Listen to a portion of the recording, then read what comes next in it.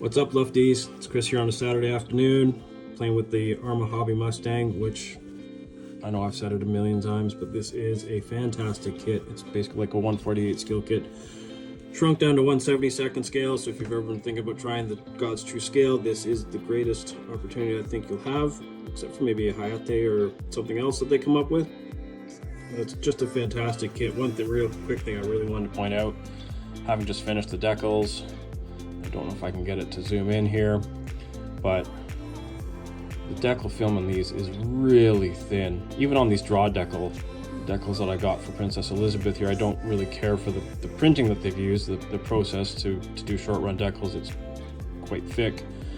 But in both cases, the Arma Hobby Tech Mod decal film and the draw decal film is so thin that under the slightest matte coat, you can see around that stenciling, around those kill markings, there's absolutely no indication of a decal line there. They just blend right in beautifully. But that's not what I'm here to talk about. What I'm here to talk about is everybody wondering what the hell I'm doing building this in two pieces. I had a lot of questions about it, and I figured probably just best to do a quick little video, see what this phone can do as far as video, and try and answer some of those questions, and maybe get some people thinking about different ways to build their kits. The way this kit is broken down, we really just have one seam that's going to impact final assembly. That's it right there. Focus. What I'll try doing once this thing is ready is I'll mask that off, that one panel there, fill that seam, clean it up, repaint it, and aside from that, we've got a fully finished model. And getting back to why I do this, well, again, because I can on a sort of more philosophical level. Experimentation is a huge part of the hobby for me. I like finding out new ways to try to do things, and things that might go faster, or things that might be more interesting or more effective when putting together a kit or painting it or whatever. And so one of the issues that I sometimes run into, I really like working close to the desk with my hands. So having big high jigs doesn't generally work for me. I usually tend to use a piece of pick apart foam that I use for my packing my kits to ship. As you can see, it's quite low to the desk. You know, it's only 2-3 inches tall at the best, so it's very easy for me to work around it with my hands. So in doing so, I mean, once you've got an airplane together, like it becomes a little more challenging to try and get it all those different angles and have it stay there. I mean, I can adjust it a little bit with this. I've got a couple other pieces of foam that I use, which allows me to get some different angles of attack on for different techniques. But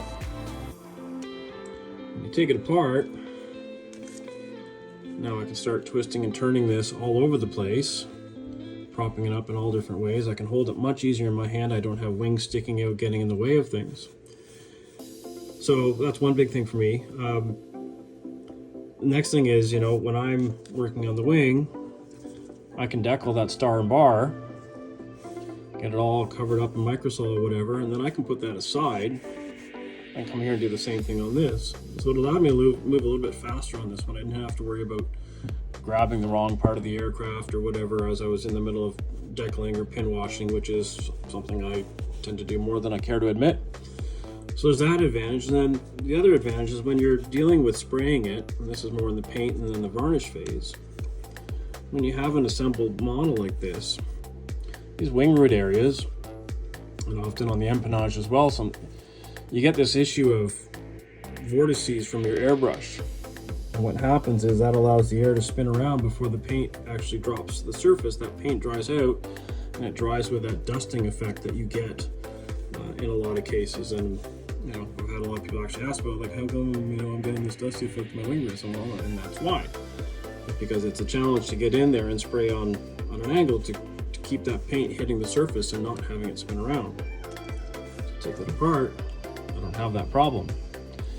Now, obviously this isn't going to work for every airplane. A lot of aircraft tend to have the wings fare into the fuselage. You know, this FW-190 is a good example. I don't remember where this thing joined up, to be honest.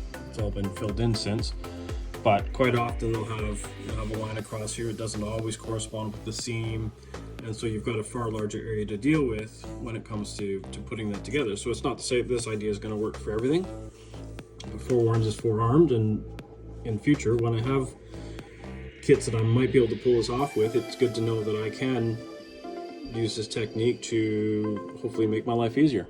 So that's it in a nutshell. Hope that's helped answer some questions and gets people thinking, and that's really what I love to do about this hobby, is just get everybody to try new things and explore new things. And any questions, hit me up in the comments.